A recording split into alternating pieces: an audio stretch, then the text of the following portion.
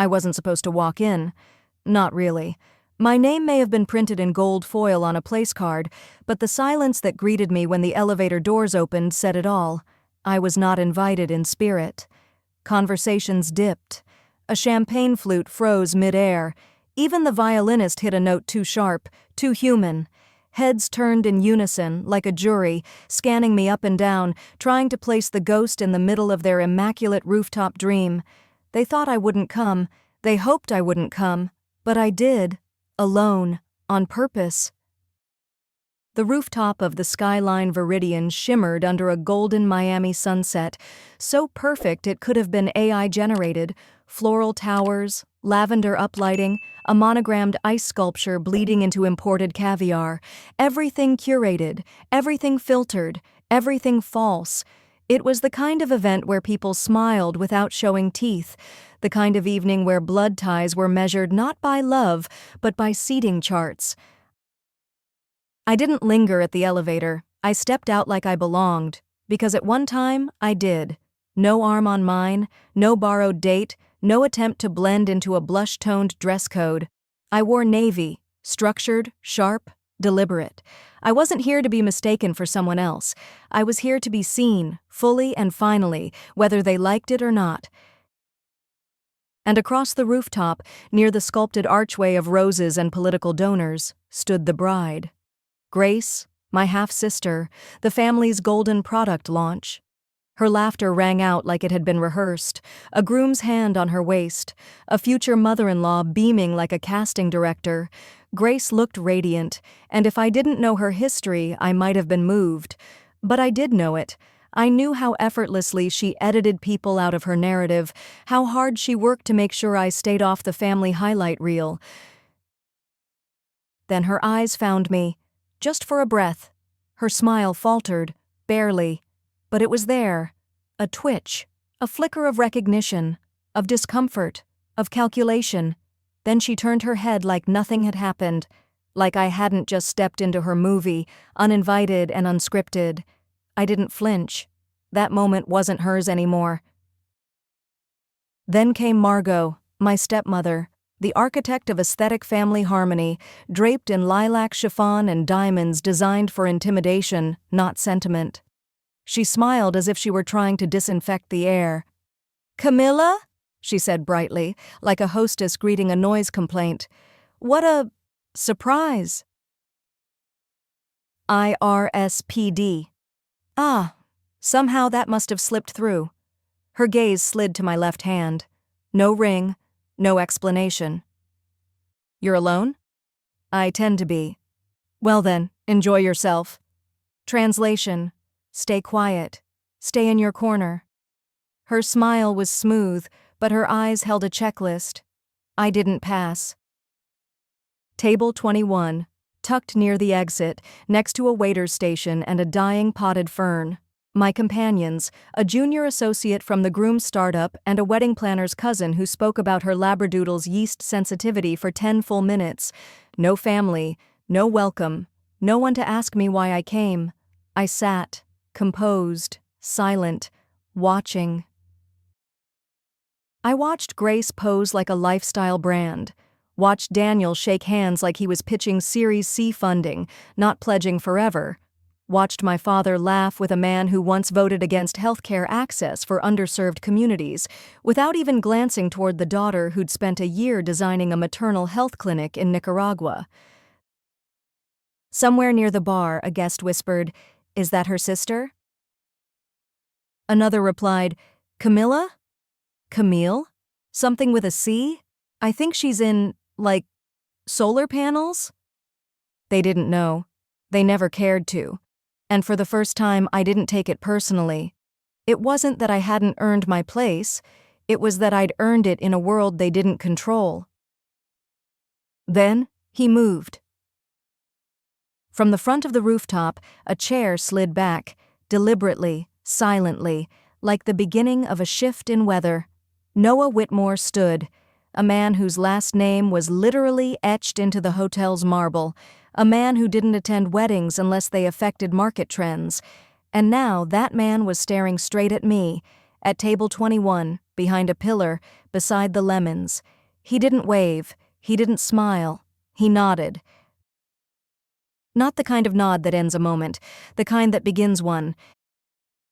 And in that precise electric second, the storyline that had tried to erase me cracked. For the first time all night, it wasn't about Grace. It was about me. I don't remember the first time someone compared us. Maybe it was at a birthday party, or over Sunday roast, or in the backseat of a car when someone thought it was cute to say Grace had the looks, and I had the brain. I was 10 when she was born, my father's second daughter, his second chance, and from the moment she arrived, it was clear she was everything I wasn't. Blonde where I was dark, soft where I was stubborn. She was praised for her potential. I had to prove mine. While Grace was rewarded for presence, I was rewarded only when I achieved. She floated. I built. At 7, she danced for applause. At 13, she mastered the art of selective tears. By 16, she was modeling for local bridal shops and planning tea parties for shelters she didn't actually volunteer at. Meanwhile, I was wiring irrigation systems for a science fair and submitting essays to engineering journals before I could drive. I wasn't jealous. Not at first. I was just miscast. I spoke a language no one in my family bothered to learn. My father said he loved us both, but he didn't know how to love me out loud. When Grace got her first modeling headshots, he framed them on his office shelf. When I got into Cornell, he asked if I'd considered Rutgers. Closer to home, he said. More practical. I didn't argue. I packed 2 suitcases and a scholarship and left New Jersey without blinking. And I didn't come back, not until tonight. Grace caught my eye once across the rooftop after Noah nodded. It wasn't long, just a flicker of attention, like a mirror catching light. And in that flicker, I saw it. The one thing she'd never had to feel until that moment. Uncertainty. For once she was watching me, not as an afterthought or a footnote, but as a variable she hadn't accounted for. It was the smallest glance, but in our family it counted as a declaration. She never treated me as a rival, because she never had to. She had the stage, she had the script. Her milestones were celebrated with centerpieces and group texts. Mine were skimmed like legal disclaimers. When she got engaged the first time, there were manicures and planners and save-the-date magnets. When I secured a $4 million grant for a clean water initiative in Colombia, Margot said, "That's nice. Will it be safe down there?" But we were never really at war. We just lived on different frequencies. She measured success in follower counts and bridal registries. I measured mine in megawatts and rural electrification. And still, I was always told to lighten up, smile more, stop taking things so seriously. My work changed lives. Her hair changed with the seasons. But in this family, her story was the one worth repeating. There was a time, just after college, when I tried. I sent her postcards from field hospitals in the Philippines. She replied with selfies and links to skincare tutorials. I asked about her wedding. She asked if I had time to learn contouring. Eventually, we stopped pretending we understood each other. She married a yoga instructor, divorced. Married a hedge fund heir, divorced. This was her 3rd wedding, her final rebrand. Everything about tonight screamed curation, and I wasn't part of that aesthetic. I knew my RSVP had been tolerated, not welcomed, but I came anyway. Not for Grace, not for Margot, not for some exhausted plea to be seen.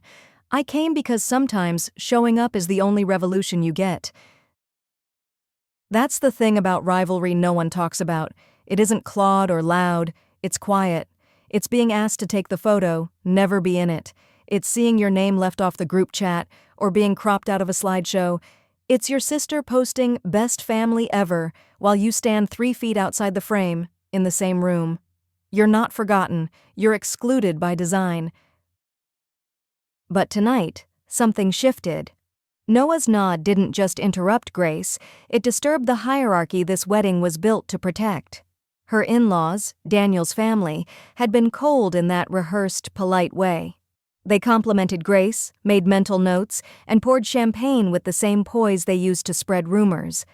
But now? Now they looked uncertain. Their eyes drifted toward me, toward table 21.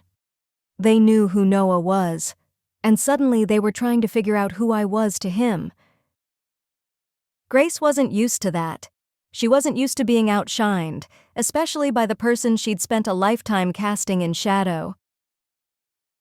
And for just a second, I saw it. That same bitterness I'd carried for years, simmering behind her glossed smile. She wasn't afraid I'd ruin her moment. She was afraid I might finally take one. By the time the ceremony began, the sun had dropped below the horizon, leaving the rooftop bathed in soft amber lighting from the string bulbs coiled around custom archways and floral pillars. It was the kind of backdrop built for Instagram perfection, for posed silhouettes and champagne flutes held just right. The seating was arranged like a theater, symmetrical rows of ivory chairs facing the altar, each guest strategically placed for photo balance, not familial connection. I was 3 rows from the back, seated beside a woman who spent the entire prelude trying to identify celebrity guests, and a man who typed aggressively on his phone the entire time. I could have been invisible, and it wouldn't have made a difference. The ceremony itself felt less like a vow exchange and more like a brand launch. Grace walked down the aisle flanked by curated music and floral scents so heavy they overwhelmed the wind. Her dress shimmered like it had been tested under studio lights. Daniel, the groom, wore a tux tailored so tightly he looked like he was trying to hold in a secret. When they locked eyes at the altar, I saw no emotion between them, just rehearsed poise. Vows were read, rings were exchanged, drones hovered overhead, capturing angles too expensive for intimacy. It was flawless. It was hollow. The applause that followed was immediate and practiced. Guests cheered at the perfect volume. No one cried, no one trembled. It was, after all, a luxury event, not a love story. During the transition to the reception, staff in white gloves appeared like dancers in a scene change, clearing chairs and setting tables while guests filtered toward the lounge area. I lingered at the edge of the crowd, holding a ginger-infused sparkling water and trying not to let my expression betray what I was really feeling. I'd sat through countless weddings, but this one was designed to erase me entirely. "Excuse me," a voice behind me said gently. One of the coordinators stood there with a clipboard and a neutral smile. "Ms. Rowe, we had a seating adjustment. Would you mind moving to table 17? I followed her, curious. Table 17 was located behind a load-bearing column near the server station, partially blocked from the rest of the room and facing the kitchen entrance. It wasn't a mistake. It was a placement. I was being repositioned where I wouldn't accidentally appear in any photos. I sat. No one else joined me for several long minutes. When they did, it was a pair of business partners from the groom's corporate side, more interested in comparing stock portfolios than acknowledging the woman whose name was already fading from the seating chart. I wanted to laugh. Grace had spent months planning a wedding at one of the most architecturally stunning eco-luxury hotels in Miami, a hotel I knew intimately because I'd consulted on part of its original sustainability blueprint during its earliest construction phase. I never told her. She never asked. My plate arrived late. My name card had the wrong middle initial, and not a single person at my table knew who I was. That was the humiliation, not being forgotten, but being erased so precisely it had to be intentional. It was when the speeches began that I felt the mood shift. The father of the groom raised a glass and spoke with the kind of ease that comes from decades of boardrooms and country clubs. "To Daniel and Grace," he said, voice clear, words smooth, a union of 2 legacies, of success meeting beauty, of family meeting family. A beat passed. My father did not rise. He sat 2 tables ahead, nursing a glass of scotch, leaning toward Margot, saying nothing. He didn't speak, didn't offer a second toast, didn't acknowledge that his first daughter was sitting yards away in silence. I wasn't even sure if he'd noticed. Then came Grace's toast. She took the mic with a laugh that somehow rang just a little too sharp, a little too loud. "We're so honored you're all here," she began. "Every one of you has been part of our journey, especially those who've supported us since day one." Her eyes flicked past me like I was a waiter. Tonight isn't just about love, it's about gratitude, and about remembering who truly matters. A few heads turned toward me. One woman in a pale blue dress, maybe a cousin of Daniel's, covered a smile with her wine glass. Another whispered something behind her hand. Their glances weren't aggressive, just amused, pitying, dismissive. In that moment, I realized that Grace didn't just want to shine, she wanted to eclipse me, and she thought she already had. But I didn't flinch. I didn't fidget. I didn't leave. I sat there with my spine straight, one hand on the edge of my linen napkin, the other tracing the rim of my water glass, breathing through every word, because I had learned something long ago. The most powerful thing you can do when people try to shrink you is stay exactly where you are and not move an inch. The applause thundered around me, and when it faded, I turned slightly and saw him. Noah Whitmore, still seated, still watching me, still waiting. The first time I heard them say it, I thought I had misheard. The room was loud, clustered with laughter and polished conversation, the kind of upscale noise that fills a reception like background static. I was seated between two acquaintances of Daniel's, one a junior partner at a law firm, the other a woman whose hair looked sculpted into something too symmetrical to be spontaneous. She hadn't acknowledged me once, not even with a polite hello. But when Daniel's aunt leaned across to refill her glass and whispered something behind her manicured hand, both women turned their eyes toward me. "She's the one Grace warned us about," the aunt murmured, her voice feather-light but pointed. "The older sister who never settled down. Still obsessed with work, I think." They didn't lower their voices enough. I was 3 feet away. Their laughter wasn't mean in the traditional sense. It was worse. It was dismissive. Software effortless, as though the cruelty wasn't even intentional. I wasn't an enemy, just a curiosity to be dissected and shelved. "She's intense," the other woman added. "Like, you can tell she'd make a great VP of something, but I wouldn't invite her to brunch." They clinked glasses. I held mine steady in my lap and let the words pass through me, though they echoed longer than I wanted them to. The insults didn't hurt the way they might have 10 years ago. They didn't shock me. They confirmed what I already knew. To this circle, women were measured by warmth, softness, availability, not substance, not edge, certainly not ambition. Grace had trained them well. I had seen this script before, in different rooms, with different families. The disapproval wasn't about me specifically. It was about the shape of the space I occupied. I didn't fit in their carefully curated picture. I didn't come with a husband or children or stories about misplacing diamonds on vacation. I came with a resume and a life that didn't require applause, and that made them deeply uncomfortable. I excused myself quietly and made my way to the edge of the terrace where a line of ferns and backlighting masked the property's edge. It overlooked Biscayne Bay, glittering in the distance, calm and vast, the kind of view that was meant to be photographed, not truly seen. I stood there, letting the wind pick up strands of my hair, listening to the hum of music and conversation behind me. I imagined how Grace had described me over the years, probably with the same tone Margot used when telling someone their dry cleaner lost a blazer, annoyed but resigned. "She's brilliant, but, she's always been distant." I wasn't distant. I was busy. There's a difference. I was in Mumbai designing a flood-resistant school campus when Grace got engaged. I was in Mexico City finalizing a hospital expansion when she sent out the bridal party emails. I wasn't unavailable because I didn't care. I was unavailable because I had chosen to build something real, something that didn't require matching silk robes or party favors shaped like doves. But they didn't care about context. They cared about optics. When I returned to my table, another couple had arrived, more in-laws, a man with a salt and pepper beard and a woman wearing pearls that seemed designed for intimidation. They introduced themselves to everyone else at the table, not to me. When the conversation turned to family, someone asked how many siblings Grace had. "Just the one," the woman said, gesturing toward a younger cousin. I was right there. I said nothing. I didn't correct her. Why would I? Erasure doesn't always come in the form of confrontation. Sometimes it looks like casual reassignments, like being seated with strangers, like watching a photo slideshow that jumps from Grace's middle school graduation to her engagement party and skips every year you shared a roof. I was not the subject. I was not even a supporting character. I was negative space. But the man beside me, the one who hadn't spoken much, cleared his throat. "Actually," he said, "isn't Camila her sister?"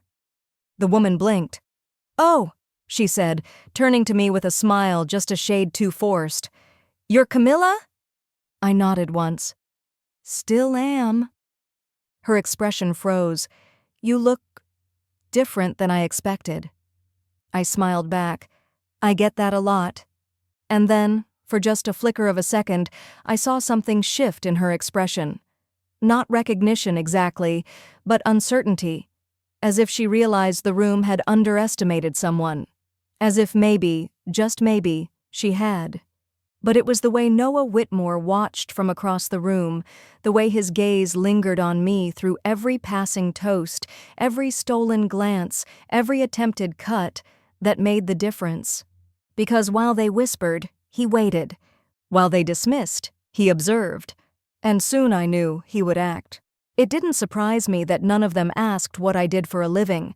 That would require curiosity, and curiosity doesn't survive long in families like mine, where everyone already knows what they want to believe.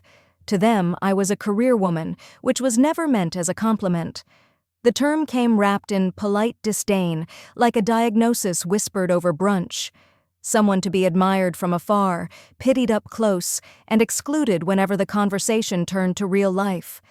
They had always said I was intense, distant, not exactly the family type.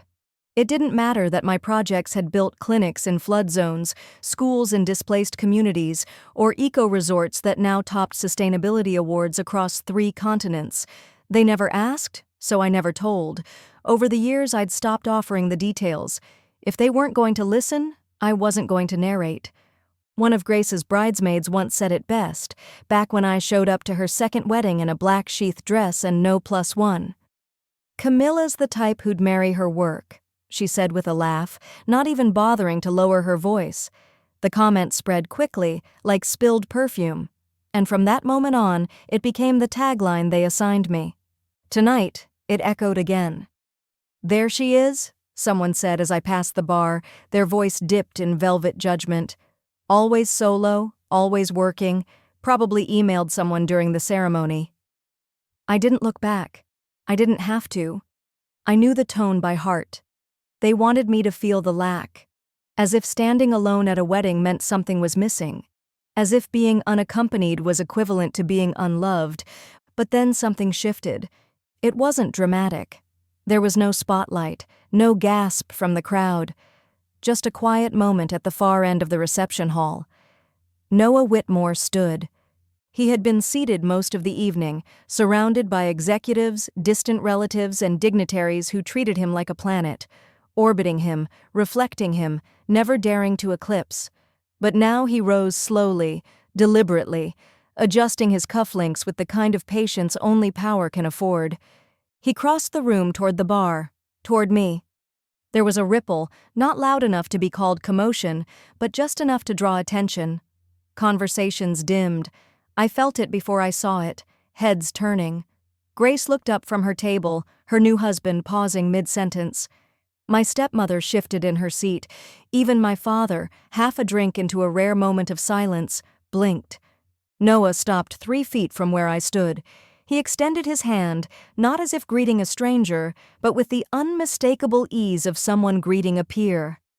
"Ms. Rowe," he said, voice low, clear. "It's good to finally meet you in person." There was no question in his tone, no confusion, just recognition, just certainty. I took his hand. "Likewise, Mr. Whitmore." "I didn't realize you'd be attending," he said. He smiled faintly. "Had I known, I'd have rearranged the seating chart myself." Behind us, the air froze. Someone dropped a glass. A waiter halted mid-pour. You could feel the temperature shift. A woman leaned toward her husband and whispered something that was definitely not subtle. Noah glanced over his shoulder. "Perhaps we could talk." We walked out toward the terrace, past tables of guests who no longer knew what to make of me. A few offered polite nods, uncertain now whether I was someone they were supposed to remember. Grace didn't stand. She didn't call out. But I felt her eyes follow me all the way to the glass doors. Outside, the air was cooler. The city lights blinked in the distance like a constellation of secrets. Noah rested one hand on the railing, then turned to me. "I heard your firm handled the Verde Tierra build in Guatemala," he said. "That project changed the way we approach low-carbon infrastructure across our entire portfolio." "That was a team effort," I replied. "And your name was on the blueprints," he said. "You don't need to downplay it. The people who know, know." I didn't speak. Not yet. I wanted to see if he meant it. He did. "The first time I read your Zurich keynote," he continued, "I stayed up all night outlining revisions to 3 of our ongoing properties. We scrapped 2 and rebuilt them from scratch. Your work doesn't just shift metrics, Camila, it shifts mindsets, and that's rare." I let the silence settle between us like something sacred. For once, I didn't rush to fill it. When I finally spoke, my voice felt steadier than it had all evening. "Thank you. That means more than you probably realize." He nodded once. "You were never just the career woman."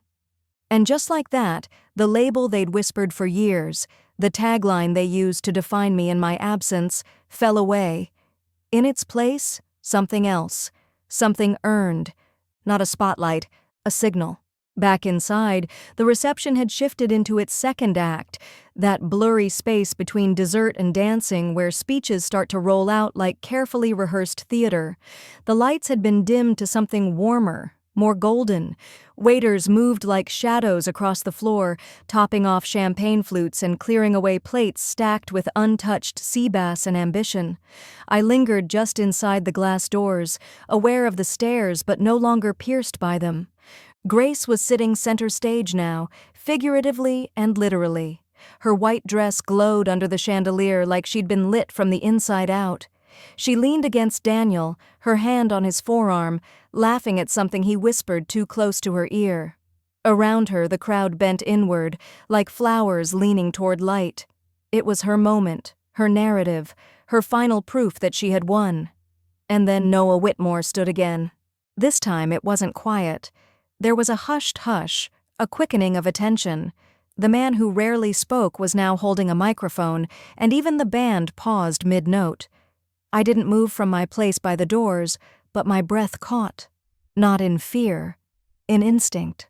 Something was about to happen. "Thank you all," Noah began. His voice wasn't booming, but it had a cadence that commanded stillness. "I wasn't originally planning to say anything tonight. This evening belongs to Grace and Daniel, and rightly so, but something happened earlier that I can't quite let pass." Grace straightened slightly. Her smile froze at the corners. "I met someone tonight I've admired from a distance for years," Noah continued. "She didn't arrive with a spotlight. She wasn't seated near the head table. In fact, I suspect her invitation came with a few caveats." A rustle moved through the room. Margot shifted. My father cleared his throat. Grace's smile faded by a fraction. "But what she built," he said, now turning slightly, gaze directed toward where I stood, "has outlasted most of the legacies in this room." Every chair turned. I didn't flinch. I couldn't afford to. My palms were open at my sides, my chin lifted. For once, I refused to shrink. "Camila Rowe," Noah said, gesturing with an open hand.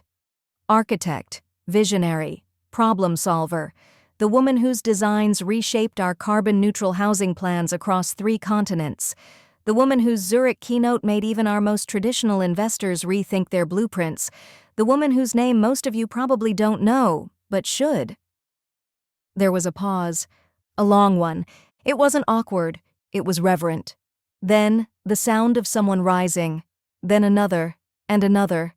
A table near the front stood, then the one beside it, then mine. And suddenly, I was looking out at a room that had spent the last 2 hours whispering about my absence, now standing in my presence. I didn't smile, not out of pride, but out of something deeper. Quiet understanding, earned grace. Noah finished with a simple, firm sentence. If we're raising glasses tonight, let it be for substance over sparkle.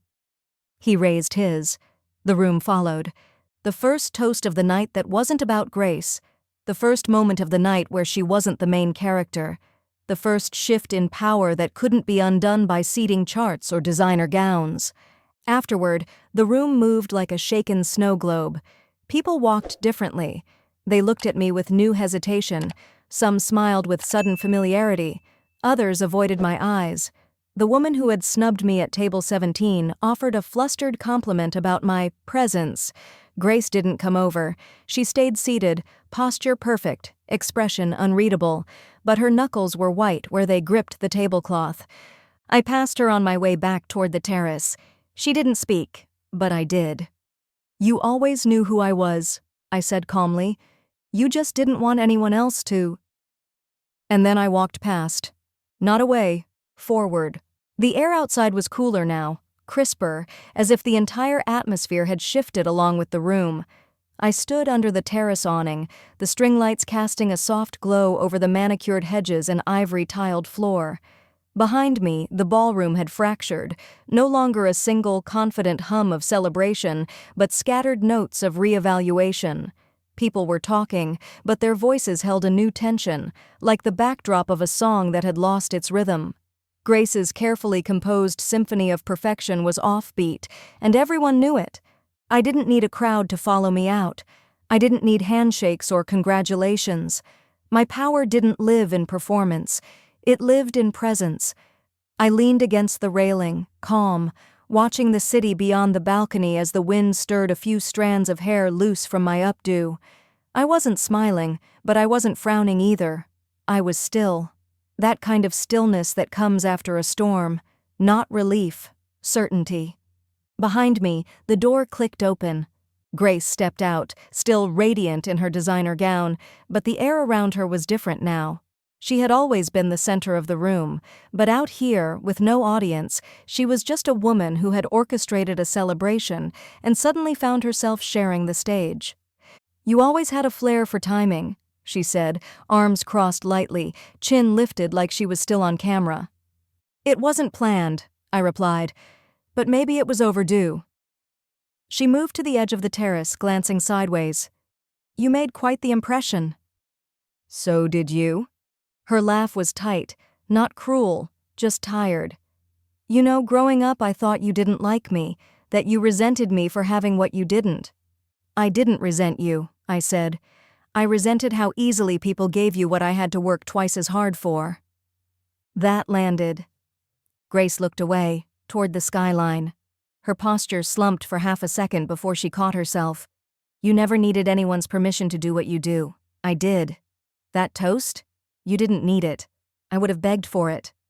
It was the most honest thing I'd ever heard her say. "You're right," I said. "I didn't need it. But that doesn't mean I didn't want it. Not from them. Not from the room. From you." Her eyes flicked toward me. "I wanted you to see me," I continued, "not just as the serious sister, not just the one who stayed late at the lab or forgot birthdays. I wanted you to see that I wasn't trying to overshadow you. I was just trying to matter." She swallowed hard. "I guess I thought, if I kept the spotlight on me, no one would notice how uncertain I felt." We stood there, two women raised in the same house but speaking across a canyon of misunderstood choices. It didn't fix anything, but for the first time, it didn't feel like a competition. Then came the sound of footsteps behind us. "Margot." She hesitated in the doorway before joining us. Her dress was pristine, her face composed, but her voice carried that clipped gentility she used when something had gone very wrong, and she was trying to make it look like it hadn't. "Camila," she said. "May I have a word?" Grace stepped back. She didn't leave, but she didn't interrupt either. For once, she let me speak. "Of course," I said. Margot took a deep breath. "I didn't expect tonight to go the way it did." "I imagine not. I realize now we've perhaps misunderstood you." I raised an eyebrow. "For 30 years?" She flushed. "That's not fair." "Isn't it?" Her posture stiffened. You always made it difficult to reach you. Always so removed. Because you taught me early that being myself wasn't welcome. Silence again. I didn't fill it. Eventually, she sighed. Your father was impressed. He said as much. Did he say it to me? No, she admitted, but he meant to. I nodded slowly. Tell him he still can. Margot looked like she wanted to say more, but then thought better of it. She gave a small, curt nod and turned away. As she disappeared back through the terrace doors, I felt no vindication, only a kind of lightness. Grace came beside me again. So what happens now? She asked. I don't know, but I think for the first time we're not pretending. That's a start. And for once she didn't argue. Inside, music began again. The beat low, steady, like the restart of something that had almost gone off key. But out here, on this quiet terrace, there was no performance left. Just two women, side by side, not as rivals but as women reclaiming their names. And me, finally stepping into mine. The air outside was cooler now, crisper, as if the entire atmosphere had shifted along with the room. I stood under the terrace awning, the string lights casting a soft glow over the manicured hedges and ivory-tiled floor. Behind me, the ballroom had fractured, no longer a single confident hum of celebration, but scattered notes of reevaluation. People were talking, but their voices held a new tension, like the backdrop of a song that had lost its rhythm. Grace's carefully composed symphony of perfection was offbeat, and everyone knew it. I didn't need a crowd to follow me out. I didn't need handshakes or congratulations. My power didn't live in performance. It lived in presence. I leaned against the railing, calm, watching the city beyond the balcony as the wind stirred a few strands of hair loose from my updo. I wasn't smiling, but I wasn't frowning either. I was still. That kind of stillness that comes after a storm. Not relief, certainty. Behind me, the door clicked open. Grace stepped out, still radiant in her designer gown, but the air around her was different now. She had always been the center of the room, but out here, with no audience, she was just a woman who had orchestrated a celebration and suddenly found herself sharing the stage. You always had a flair for timing, she said, arms crossed lightly, chin lifted like she was still on camera. It wasn't planned, I replied, but maybe it was overdue. She moved to the edge of the terrace, glancing sideways. You made quite the impression. So did you? Her laugh was tight, not cruel, just tired. You know, growing up I thought you didn't like me, that you resented me for having what you didn't. I didn't resent you, I said. I resented how easily people gave you what I had to work twice as hard for. That landed. Grace looked away, toward the skyline. Her posture slumped for half a second before she caught herself. You never needed anyone's permission to do what you do. I did. That toast? You didn't need it. I would have begged for it. It was the most honest thing I'd ever heard her say. You're right, I said. I didn't need it. But that doesn't mean I didn't want it. Not from them. Not from the room. From you. Her eyes flicked toward me. I wanted you to see me, I continued, not just as the serious sister, not just the one who stayed late at the lab or forgot birthdays. I wanted you to see that I wasn't trying to overshadow you. I was just trying to matter. She swallowed hard.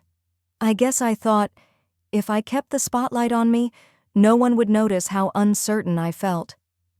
We stood there, two women raised in the same house but speaking across a canyon of misunderstood choices.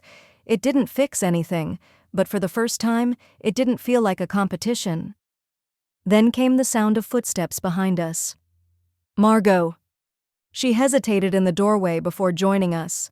Her dress was pristine, her face composed, but her voice carried that clipped gentility she used when something had gone very wrong, and she was trying to make it look like it hadn't. Camila, she said. May I have a word? Grace stepped back. She didn't leave, but she didn't interrupt either. For once, she let me speak. Of course, I said. Margot took a deep breath. I didn't expect tonight to go the way it did. I imagine not. I realize now we've perhaps misunderstood you. I raised an eyebrow. For 30 years? She flushed. That's not fair. Isn't it? Her posture stiffened. You always made it difficult to reach you. Always so removed. Because you taught me early that being myself wasn't welcome. Silence again. I didn't fill it. Eventually, she sighed. Your father was impressed. He said as much. Did he say it to me? No, she admitted, but he meant to. I nodded slowly. Tell him he still can. Margot looked like she wanted to say more, but then thought better of it. She gave a small, curt nod and turned away. As she disappeared back through the terrace doors, I felt no vindication, only a kind of lightness. Grace came beside me again. So what happens now? She asked. I don't know, but I think for the first time we're not pretending. That's a start. And for once she didn't argue. Inside, music began again.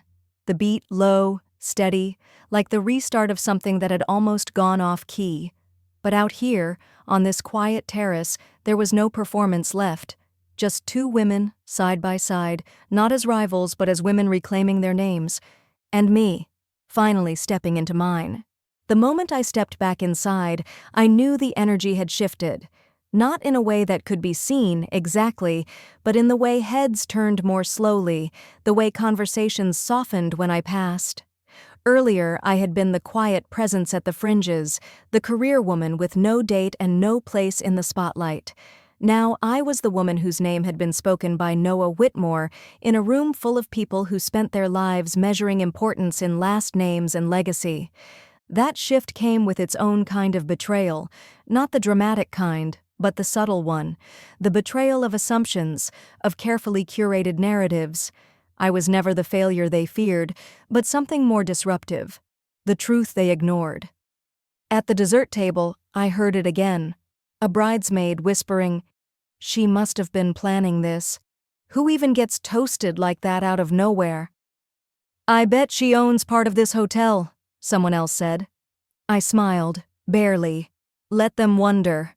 Let them rewrite the story now that the old one no longer fit. It wasn't my job to explain. It never had been. I had nothing to prove anymore. Daniel found me near the espresso station. We hadn't exchanged a word all evening, but now, with Grace elsewhere, he approached with the tentative familiarity of someone who suddenly sees you differently. "You made quite an impression," he said, almost joking. "It wasn't intentional," I replied. "Grace is reeling a little. She'll recover. She always does." He nodded, then lowered his voice. "She told me you wouldn't come, that if you did, it would ruin her night." That stopped me, not because it was cruel, but because it was honest. Why would my presence ruin anything? Because she knew she couldn't compete. I didn't respond. There was no need to. The silence between us said everything. Daniel offered a polite goodbye and stepped away, leaving me once again alone. But this time, the solitude wasn't lonely. It was sovereign. Across the room, Margot stood in a circle of polished women, her posture too straight, her expression too fixed. One of them pointed subtly in my direction. Margot followed the gesture, caught my gaze, and in a beat too fast to register, she turned away. I wasn't someone she could dismiss anymore, and she didn't yet know how to treat me as anything else. That was the real betrayal, wasn't it? Not the whispers, not the seating chart, not the years of being cast in shadow. It was the fear in their eyes now that I had stepped fully into view. Their reputations had rested on my smallness, and now they had to recalculate. I stood a little taller, not to show off, just to breathe fully. Whatever they thought of me before, that version didn't exist anymore. The thing about recognition is that when it finally arrives, after years of quiet effort and deliberate invisibility, it doesn't roar, it resonates. It doesn't flash in front of you like a trophy. It catches in the quietest corners of a room, in the way people who never look twice now avoid your eyes, or try to catch them with a nervous smile. I wasn't celebrated the way Grace had been all night, with glittering toasts and staged laughter. But I was noticed. Really noticed. And that was worth far more. I walked the edges of the ballroom like someone observing a painting that had changed while they looked away. Familiar figures now looked slightly out of focus. Cousins who once skipped my birthday dinners offered compliments that felt oddly rehearsed. A woman I barely recognized from childhood events told me she'd been following my work for years. Sure, Grace was still working the room like she hadn't heard a thing. Her smile was trained, but her gestures had lost some of their sparkle. There was a stiffness in the way she waved to distant guests, a second of hesitation before she laughed too loudly. I didn't need to say anything to her now. I had already said enough without opening my mouth. That's the thing they never understood about me. I didn't need an audience to validate my path. I didn't measure worth by who clapped the loudest. My milestones didn't come with applause. They came in the form of impact, in policies rewritten, in funding secured, in lives altered because I dared to imagine a system where dignity didn't depend on privilege. And yet, tonight, that silence spoke louder than anything Grace could script. I wasn't wearing the flashiest gown. I hadn't walked in with a date or name-dropped anyone I knew. But the most powerful man in the room had stood for me, not because I needed him to, but because what I had built left him no other option. Even the waitstaff moved differently around me now. One server who had earlier avoided eye contact now lingered long enough to say, "That was really inspiring, ma'am." I thanked him quietly. No spotlight, no fanfare, just a shift. A tilt in the room that could no longer be undone. From across the room, I caught my father watching me again. He didn't smile, but he nodded. And this time, I didn't look away. The evening continued, but I had already found my ending. Not the end of a story, but the conclusion of a long-held silence. For years I'd let their narrative play uninterrupted, refusing to fight for a space that didn't want to hold me. But tonight I hadn't demanded anything. I had shown up as I was. And they had to adjust the frame. In the end, Grace had the crown, the dress, the attention she'd curated for months. But what I had could not be planned, posed, or purchased. It had been earned, it had been built, and it had finally been seen. By the time the band began its third slow ballad, the crowd had thinned just enough to let the air breathe again. Grace and Daniel were locked in a rehearsed sway near the center of the dance floor, a photographer snapping carefully framed images of smiles that didn't quite reach their eyes. At the edges of the room, conversations shifted from celebratory to speculative, but I was done speculating. I stood at the arched window looking out over the terrace, where golden string lights dangled from wrought iron hooks, glowing soft against the evening haze. Below, in the courtyard, the valet line had grown as some guests slipped away early, perhaps exhausted, perhaps rattled. Behind me, the polished patter of high heels approached. "I suppose you're proud of yourself," came Margot's voice. I didn't turn. "I'm not here for pride." She stopped beside me, chin lifted, mouth drawn tight. "You hijacked her wedding." I gave a low, incredulous laugh. "By standing still and letting someone else speak?" "You embarrassed her." "No," I said, finally turning. "What embarrassed her was the truth." Margot didn't respond right away. Her gaze flicked toward the ballroom, then back to me. "You think this changes anything? You think this little moment makes up for years of—" "I'm not here to balance ledgers," I said quietly. "I'm here because I was invited. And I stayed because for once, I decided not to shrink." There it was again. That pause. That flicker in her eyes that revealed more than she'd ever admit aloud. It wasn't disappointment. It was fear. Fear of no longer knowing where she stood in a world where I didn't stay small. "You always were dramatic," she muttered. I smiled. "You always underestimated me." With that, she turned and walked away. In the reflection of the window, I caught sight of Grace again, still dancing, still performing, and for the first time, I didn't feel the need to forgive her or fix it. I simply let the moment be what it was. The truth was, I had already won, not in the eyes of everyone perhaps, but in the only place that mattered, within myself. I had built a life that couldn't be dismantled by whispers, a self-worth that didn't rise or fall with anyone's approval. I had made peace with being misunderstood because I no longer needed to be explained. This wedding wasn't my reckoning, it was my release. And as the band played its final notes of the song, I turned from the window, walked back into the ballroom, and took a seat near the back. Alone, unbothered, and entirely whole. The wedding began to wind down in elegant disarray.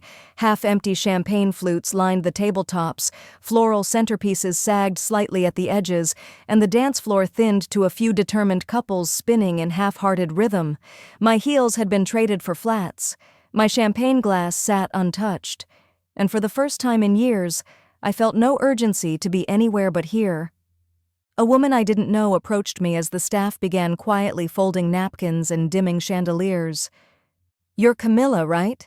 she asked. I nodded. She extended a hand. "I'm Evelyn Whitmore, Noah's wife." That name still felt strange to associate with anything kind, but I shook her hand. "He talked about you on the drive home." I wanted to say, whatever you did to earn his respect, it was real. "I didn't do anything," I replied. "I just showed up." She smiled knowingly. "That's more than most people ever manage." When she left, I gathered my coat and stepped out into the cool night air. The hotel's brick facade glowed under street lamps, and somewhere behind the building, a delivery truck hummed in the alley. I leaned against a column, breathing in the quiet. Grace and Daniel were still inside, probably soaking up the final toasts and curated goodbyes. I didn't need to say goodbye. The moment had already been lived, and I had taken everything I needed from it. I thought about legacy then, not as something inherited, but as something declared. Grace had inherited the spotlight, but I had chosen to build something from scratch.